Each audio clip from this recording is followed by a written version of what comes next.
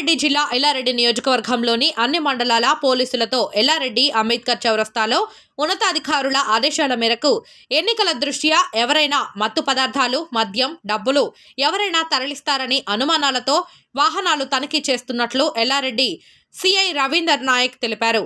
ఎన్నికల దృష్టిలో ఉంచుకొని పోలీసులకు ప్రజలు సహకరించాలని కోరారు. లేని ఎడల తగు చర్యలు తప్పవని హెచ్చరించారు. ఈ కార్యక్రమంలో నియోజకవర్గంలోని అన్ని మండలాల ఎస్ఐలు, ఏఎస్ఐలతో పాటు పోలీస్ సిబ్బంది పాల్గొన్నారు.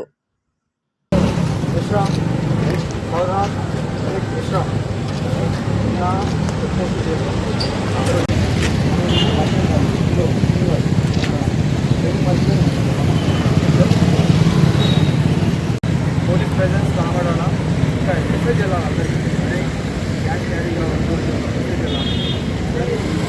ఎవరెవరికి ఏ ప్లేసెస్